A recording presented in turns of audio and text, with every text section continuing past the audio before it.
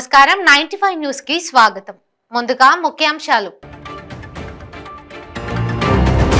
మౌలాలీలో AMR సినీ planet mall ను ప్రారంభించిన సినీ నటుడు అడవిశేషు. నగరంలో మొదటిసారిగా 7 స్క్రీన్లతో ఏర్పాటు చేయడం సంతోషంగా ఉందని వెల్లడి.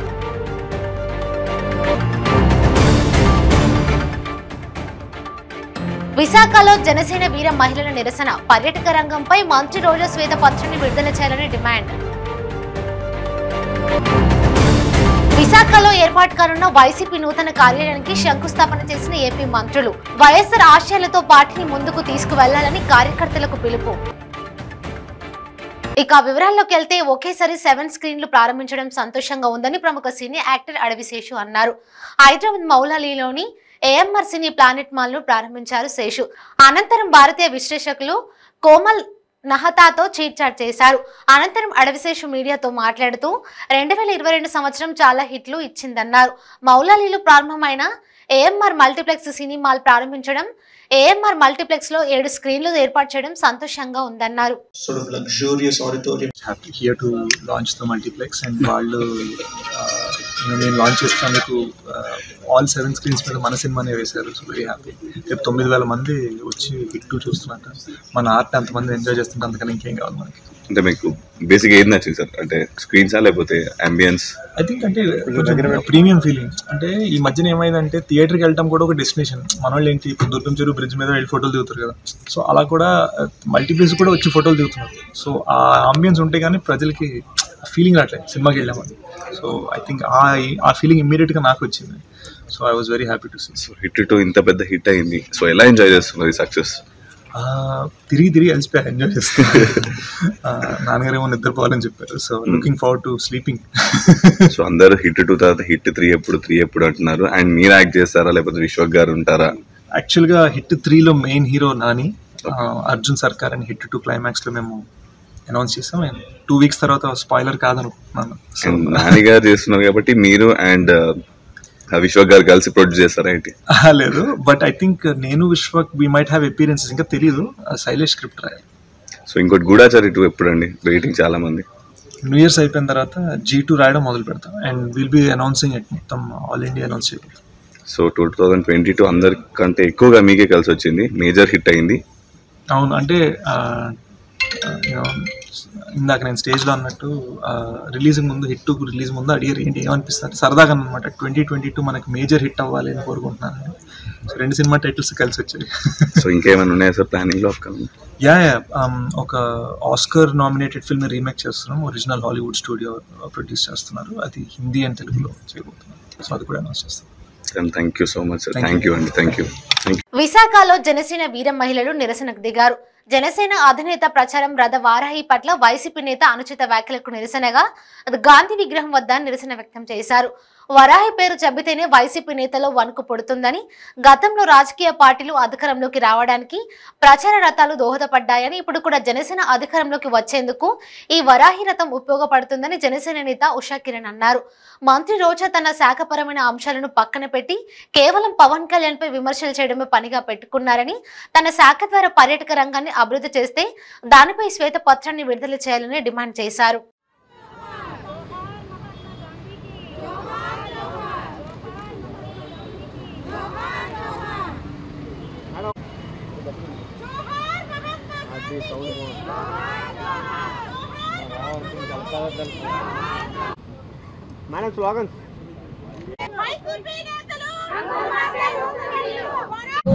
వారాహి అనేది కేవలం 3 అక్షరాల పదం కాదు. వారాహి అనేది సప్తమాతృకల్లో ఉన్నటువంటి ఒక మాతృక, అమ్మవారి పేరు. మరి ఎప్పుడైతే పవన్ కళ్యాణ్ గారు తన రథం యొక్క పేరు వారాహి అని చెప్పారో వైసీపీ నేతల్లో వణుకు పుట్టడం ప్రారంభమైంది. మరి ఏదైతే 1982లో ఎన్టీ రామారావు గారు తెలుగుదేశం పార్టీ స్థాపించడానికి 1990లో ఎల్కే అద్వానీ గారు మరి రథయాత్ర పేరుతో ఈరోజు భారతీయ జనతా పార్టీ అధికారంలోకి రావడానికి ఏ రకంగా అయితే ఆ రథయాత్రలు ఉపయోగపడ్డాయో అదేవిధంగా తప్పనిసరిగా జనసేన పార్టీ అధ్యక్షులు ఈ రాష్ట్రానికి సమున్నత న్యాయం చేకూర్చే వ్యక్తిగా ప్రజలందరూ విశ్వసిస్తున్నారు. తప్పనిసరిగా ఈ వారాహి రథం అనేది రేపు రాష్ట్ర రాజకీయాల్లో జనసేన పార్టీ జెండా ఎగరవేయడానికి ముఖ్య భూమిక పోషిస్తుందని తెలియజేస్తూ మరి ఏదైతే వారాహి టాపిక్ వచ్చిన వెంటనే వైసీపీ మంత్రుల అలజడి వణుకు మొదలవడం స్టార్ట్ అయింది. మరి మంత్రి రోజా చూసినట్లయితే ఆవిడ ఓసరవెల్లిని మించిపోయినటువంటి పరిస్థితి. ఆవిడ ఏ పార్టీ నుంచి వచ్చింది, ఏ రంగులు ధరించుకుని ఈరోజు ఈ స్థానంలో నిలబడింది అన్న విషయాన్ని మర్చిపోయి ఓ పక్కన హైకోర్టుతో ప్రతిసారి కూడా మీరు ఈ రంగుల గురించి మొట్టిగా వేయించుకుంటున్న బుద్ధి లేకుండా ఈరోజు రంగుల గురించి మాట్లాడే స్థాయిలో దీనస్థితిలో ఈరోజు వైసీపీ పార్టీ మంత్రులు ఉన్నటువంటి పరిస్థితి. నిన్న గుడివాడ అమర్నాథ్ గారు మాట్లాడుతూ ఆయన ఏం మాట్లాడతారో, మతిని మాట్లాడతారో మతి లేకుండా మాట్లాడతారో అర్థం కానిటువంటి పరిస్థితి.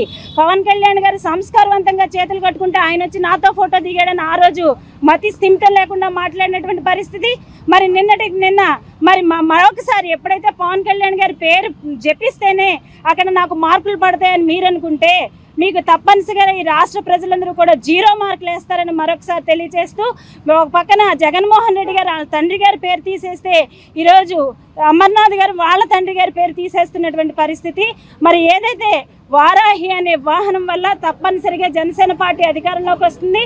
మంత్రి రోజాకి మేము ఒకటే తెలియజేస్తున్నాం, సీఎం గారి సభల్లోకి నుంచి డాన్స్లు వేసుకోవడం కాదు, మీరు టూరిస్ట్ మంత్రి అయితే మరి టూరిస్టులకు సంబంధించి మీరు ఏం చేశారు అనే దాని మీద ఒక శ్వేతపత్రం రిలీజ్ చేయాలి. పర్యాటకులను ఎంత అభివృద్ధి చేశారు, పర్యాటక రంగాన్ని ఎంత అభివృద్ధి చేశారు, ఎంతమందికి ఎంప్లాయ్మెంట్ కలిగించారు అనే దాని మీద శ్వేతపత్రం ఇవ్వకుండా మీకు సంబంధించిన శాఖలో మీకు అవగాహన లేకుండా ఎంతసేపు పవన్ కళ్యాణ్ గారి గురించి అవాకులు చెవాకులు పేలొద్దు. అసలు మీతో మాట్లాడడం అంటేనే దున్నపోతు మీద వర్షం పడినట్టే. అయినా కూడా మరొకసారి చెప్తున్నాం, పవన్ కళ్యాణ్ గారి జోలికి వస్తే ఈసారి అందరం కూడా మహిళలందరం కూడా తిరగబడి చెప్పు తీసి కొడతామని తెలియజేస్తున్నాం.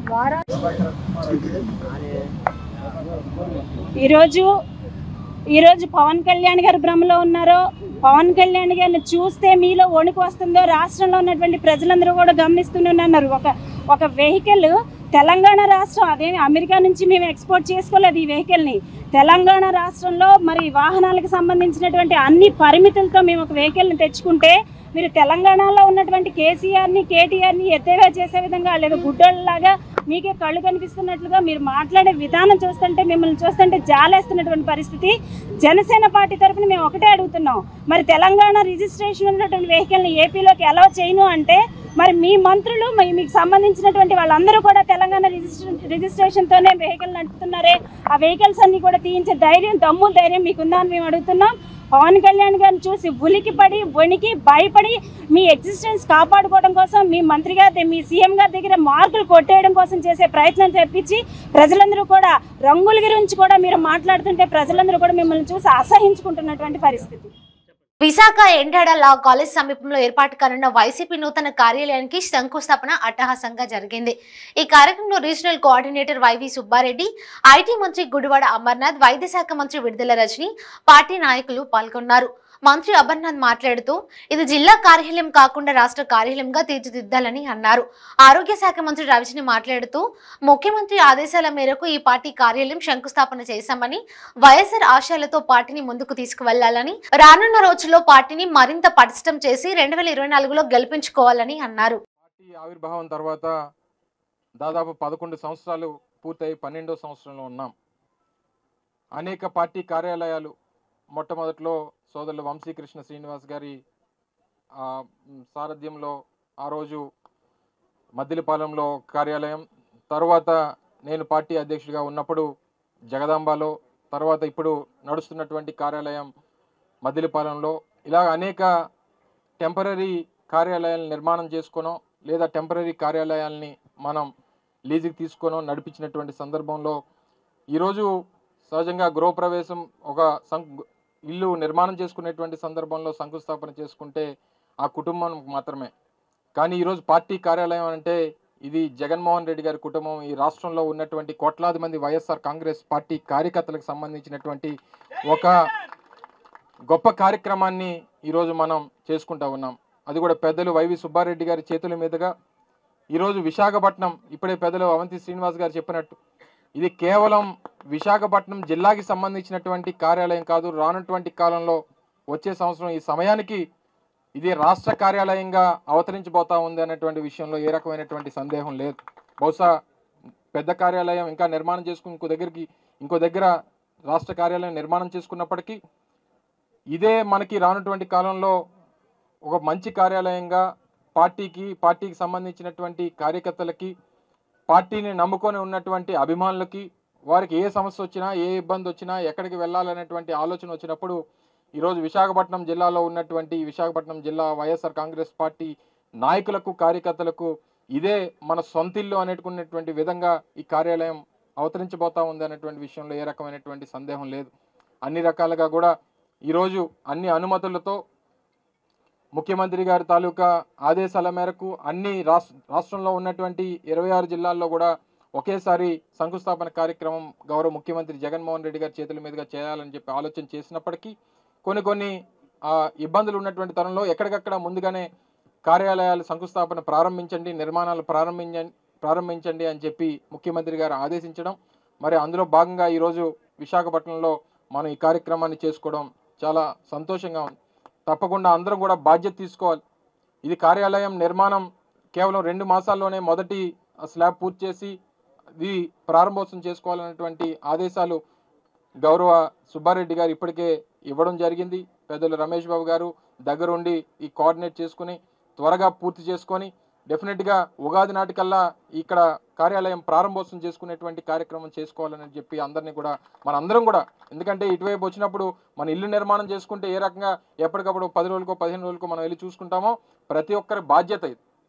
వైఎస్ఆర్ కాంగ్రెస్ పార్టీ అభిమానుల తాలూకా, వైఎస్ఆర్ కాంగ్రెస్ పార్టీ నాయకులు కార్యకర్తలు అందరి తాలూకా బాధ్యత ఈ నిర్మాణం దగ్గరుండి చూసుకోవాల్సినటువంటి బాధ్యత ఉంది. ఈరోజు ఇక్కడ వేదిక మీద కూర్చున్నటువంటి వివిధ హోదాలు అనుభవిస్తున్నటువంటి మనందరం కూడా ఈరోజు కేవలం ఆ వైఎస్ఆర్ కాంగ్రెస్ పార్టీ జెండా వల్ల ఈరోజు ఈ స్థాయిలో ఉన్నాం అనేటువంటి విషయాన్ని గుర్తుపెట్టుకుంటే తప్పకుండా మన తాలూకా భవిష్యత్తు ఆ పార్టీ జెండా, ఆ పార్టీ గౌరవ ముఖ్యమంత్రి జగన్మోహన్ రెడ్డి గారి వల్లే మళ్ళీ మనకు భవిష్యత్తు ఉంటుంది అన్నటువంటి ఉద్దేశంతో రేపు రానటువంటి కాలంలో ముఖ్యమంత్రి గారు ఏదైతే 175కి 175 సీట్లు గెలవాలనేటువంటి టార్గెట్ రాష్ట్రంలో ఉన్న వైఎస్ఆర్ కాంగ్రెస్ పార్టీ అభిమానుల దగ్గర నుంచి నాయకత్వం వరకు ఎప్పటికప్పుడు మనకి ఇస్తా ఉన్నారో ఆ టార్గెట్ని రీచ్ అవ్వాల్సినటువంటి బాధ్యత, దానికి పునాది పడాల్సినటువంటి బాధ్యత, పునాది ఈ విశాఖపట్నం నగరం నుంచే.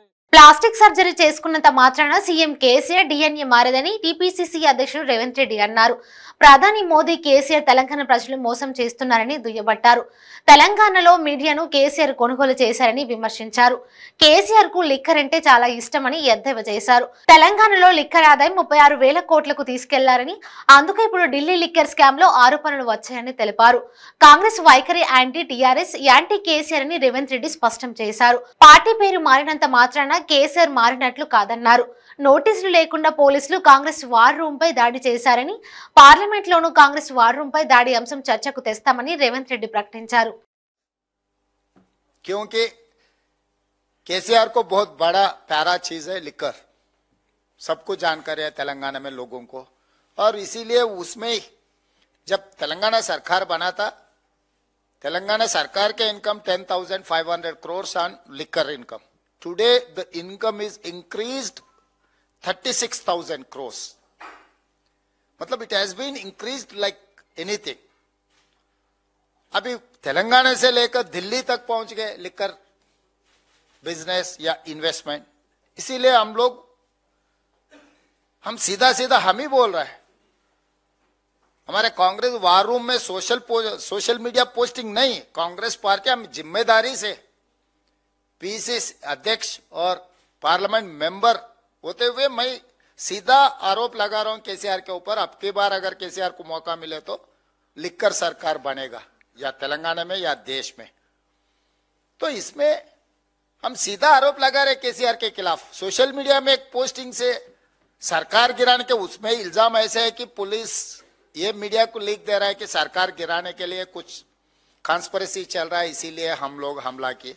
अरे भाई, आप अगर हमला करना है, अरेस्ट करना है, कुछ भी ड्यू प्रोसीजर तो फॉलो करो. पहले आपको कंप्लेंट मिलना, किसने कंप्लेंट दिया, कंप्लेंट के बाद आप एफआईआर बनाना, एफआईआर नहीं बनाए, एफआईआर के बाद आप नोटिस देना, उसके बाद सर्च वारंट लेकर ऑफिस में घुसना कांग्रेस वार रूम में बिना कोई प्रोसीजर, रात के टाइम पे where there are girls are working. तो सीधा 200 पुलिस लोग मफ्ती ड्रेस में, अगर ड्रेस में रहा तो हम जानकारी कर सकते हैं ये पुलिस.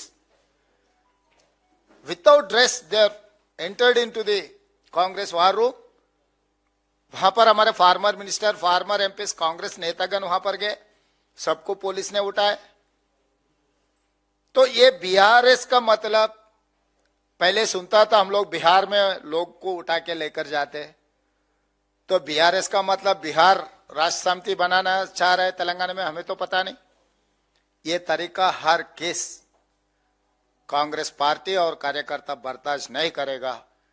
केसीआर हरकत अगर नरेंद्र मोदी का मॉडल तेलंगाना में इस्तेमाल करने के लिए, क्योंकि नरेंद्र मोदी का मॉडल है आइस, आइस का मतलब income tax, CBI, ED, nice, narcotics, income tax, CBI and ED. ये आइस वाला नाइस वाला मामला तेलंगाना में नहीं चलेगा। इसीलिए हम लोग सीधा सीधा केसीआर को, जो बीआरएस ऑफिस अभी दिल्ली में आज शुरू किए, मेरा अच्छा मित्र अखिलेश यादव और कुमारस्वामी, ये सब सारे लोग भी हाजिर हुए। मैं उन लोगों से भी गुजारिश है, आपके साथी क्या कर रहे हैं जानकारी करो। अपना दोस्त भी खराब निकले, हम भी, हमारे ऊपर भी उसका अक्सर गिरेगा। अखिलेश यादव जी और कुमारस्वामी जी, आप जिससे साथ जोड़ना चाह रहे हैं वो आदमी ठीक नहीं है, खराब है, वो लिक्कर वाला है, दारू वाला है और करप्ट भी है, बहुत सारे चार्जेस है। ऐसे आदमी से जोड़ने से कुछ होने वाले नहीं है। ऐसे आदमी से जोड़ो मत, उनके खिलाफ लड़ना है। कांग्रेस पार्टी ये मुद्दा को हम इवन एडजर्नमेंट मोशन दिए पार्लियामेंट में, और कमिश्नरेट, वहां पर जो कमिश्नरेट के सामने हम डिमॉन्स्ट्रेट किए और मंडल लेवल पे भी एजिटेशन किए। अगर हमारे बंदों को, जो 5 लोगों को उठाकर लेकर गए ऑफिस से, अभी तक अरेस्ट दिखाए नहीं, वो लोग कहाँ हैं पता नहीं। हेबियस कॉर्पस भी हम लोग तेलंगाना हाईकोर्ट में फाइल किए। आगे इनका अगर सरकार सही तरीका से due process and procedure follow नहीं किए तो तेलंगाना कांग्रेस ने ये मुद्दा को यहाँ पर छोड़ने वाले नहीं है। आगे मैदान తెలంగాణ రెడ్కో కీర్తి కిరీటంలో మరో కలికితురాలు చేరింది. ఇంధన పరిరక్షణ రంగంలో చేస్తున్న కృషికి గాను జాతీయ అవార్డు వరించింది. గ్రూప్ 2లోని రాష్ట్రంలో తెలంగాణకు నిర్దేశ సంస్థగా ఉన్న తెలంగాణ పునరుత్పాదక ఇంధన అభివృద్ధి సంస్థ సర్టిఫికేట్ ఆఫ్ మెరిట్ అవార్డు అందుకుంది. 32వ జాతీయ ఇంధన పరిరక్షణ వారోత్సవాల్లో భాగంగా ఢిల్లీ విజ్ఞాన్ భవన్ లో జరిగిన కార్యక్రమంలో కేంద్ర మంత్రి రాజ్ కుమార్ సింగ్ చేతుల మీదుగా Telangana REDCO chairman Y Satish Reddy, managing director Janaiah ఈ అవార్డును అందుకున్నారు. Telangana State Renewable Energy Development Corporation Limited.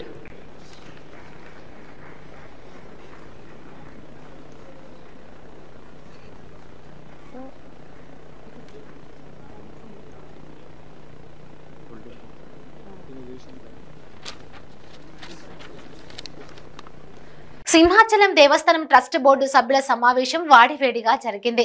పాలక మండలి సభ్యులకు చైర్మన్ అశోక్ గజపతిరాజు పట్టించుకోలేదంటూ మహిళా సభ్యులు ఆవేదన వ్యక్తం చేశారు. దేవస్థానం అధికారులు సైతం పాలక మండలి సభ్యులు తెలిపిన సమస్యలను పట్టించుకోలేదంటూ సభ్యులు తీవ్ర స్థాయిలో మండిపడ్డారు. ఈ కార్యక్రమానికి ముఖ్య అతిథిగా చైర్మన్ అశోక్ గజపతిరాజు హాజరయ్యారు.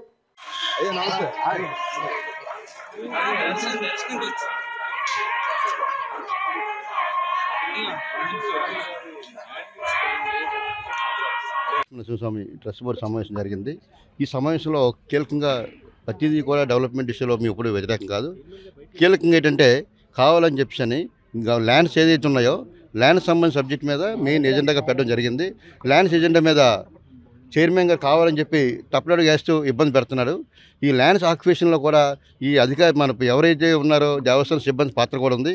ఏదైతే వేపకొండ సమితి అప్పుడు చెప్పారో వేపకొండ సర్వే సంబంధించి హైకోర్టులో సెకండ్ అపీల్ పెండింగ్ ఉంది. పెండింగ్ ఉంటుండగా సీసీఐలో కనీసం ఇన్ఫామ్ చేయాలి. మనం సీసీఐలో ఆర్డర్ ఇచ్చే ముందు చేయించారు, సీసీఐలో హ్యాండ్ ఓవర్ చేసుకుని ఆర్డర్ ఇవ్వలేదు. దేవస్థానం వారికి కలెక్టర్ గారికి ఇచ్చి జాయింట్ ఇన్స్పెక్ట్ చేసి సర్వే చేయమన్నారు తప్ప హ్యాండ్ ఓవర్ చేసుకోమని చెప్పలేదు. ఇది కేవలం పూర్తిగా దేవస్థానం సంబంధించి సిబ్బంది నిర్లక్ష్య వైఖరి వహిస్తున్నారు. దీని మీద ఈరోజు మాధవదారు సంబంధించి ల్యాండ్స్ మీద అడిగితే ఈరోజు చైర్మన్ గారు కూడా ఏదో ఆయన తప్పించుకొని దూరం చేస్తే యువగాని క్లియర్గా అడగడం జరిగింది.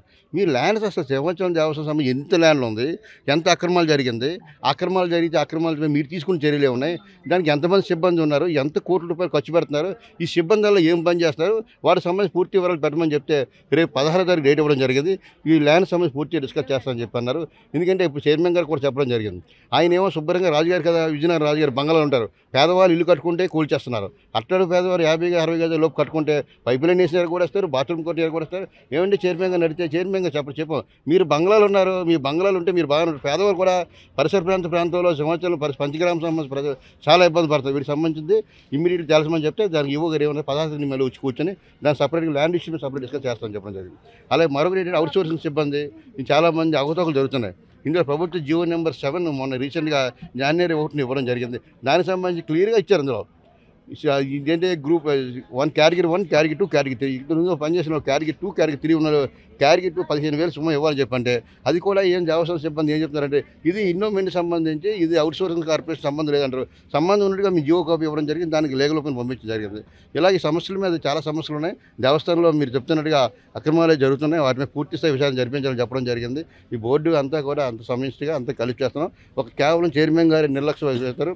దీని మీద కూడా రేపు నెక్స్ట్ మీటింగ్ 2 సార్లు చైర్మన్ గారికి అవకాశం, next meeting board of directors మేము అందరూ మేజర్ మీరు తీసుకుని అప్పుడు అవసరం అనుకుంటే ఇదే ఈ విషయం గవర్నమెంట్ రాసి గవర్నమెంట్ ద్వారా మేము తెలుసుకోవడం సిద్ధంగా. ముఖ్యమంత్రి కేసీఆర్ పై బక్కుమన్నారు ఎమ్మెల్యే జగ్గారెడ్డి.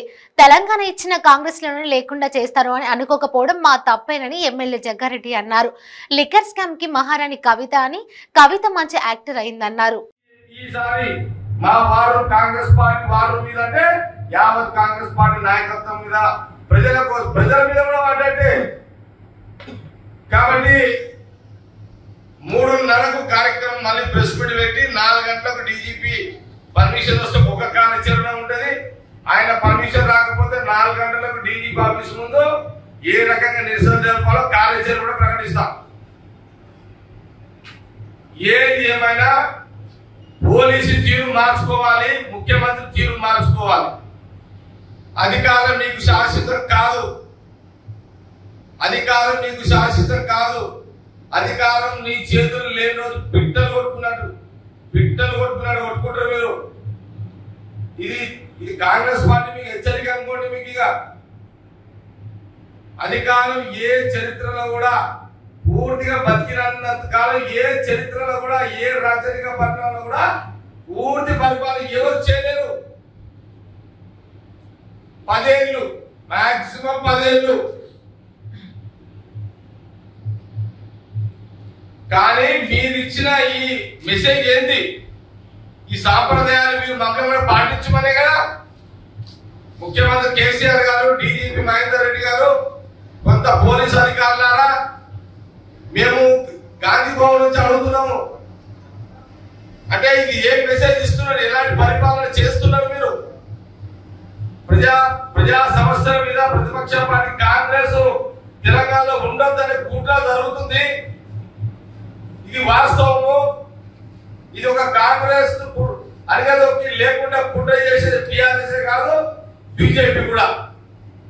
ఈ 2 ఢిల్లీ నుంచే డయాగ్రామ్ నడుస్తున్నది ఇదంతా. కాబట్టి ఏది ఏమైనా కాంగ్రెస్ పార్టీ ఈ కాంగ్రెస్ పార్టీ వారు తీవ్రంగా పరిగణలో తీసుకుంటూ దీని భవిష్యత్తు కార్యాచరణ కూడా పిసిసి కమిటీ ద్వారా, ఎందుకంటే ఒకసారి ఈ కొంతమంది పోలీస్ అధికారులకు ఈ ముఖ్యమంత్రికి ఒక్కసారి సత్తా ఏదో కాంగ్రెస్ పార్టీ యొక్క సత్తా ఏదో చూపించాల్సిన అవసరం ఉంది. చట్ట పరిధిలో న్యాయపరంగానే సత్తా చూపిస్తాము. కాబట్టి మళ్ళీ నేను 3:30కు మీతో ప్రెస్ మీట్ లో మళ్ళీ మాట్లాడతాను. వార్తలు ముగించే ముందు ముఖ్యాంశాలు మరోసారి చూద్దాం. మౌలాలీలో ఏఎంఆర్ సినీ ప్లానెట్ మాల్ ప్రారంభించిన సినీ నటుడు అడవిశేషు.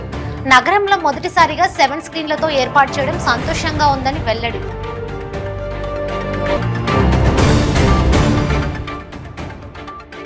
విశాఖలో జనసేన వీర మహిళల నిరసన. పర్యాటక రంగంపై మంత్రి రోజా శ్వేతపత్రాన్ని విడుదల చేయాలని డిమాండ్. విశాఖలో ఏర్పాటు కానున్న వైసీపీ నూతన కార్యాలయానికి శంకుస్థాపన చేసిన ఏపీ మంత్రులు. వైఎస్ఆర్ ఆశయాలతో పార్టీని ముందుకు తీసుకువెళ్లాలని కార్యకర్తలకు పిలుపు. ఇవి బులెటిన్ విశేషాలు. చూస్తూనే ఉండండి 95 న్యూస్.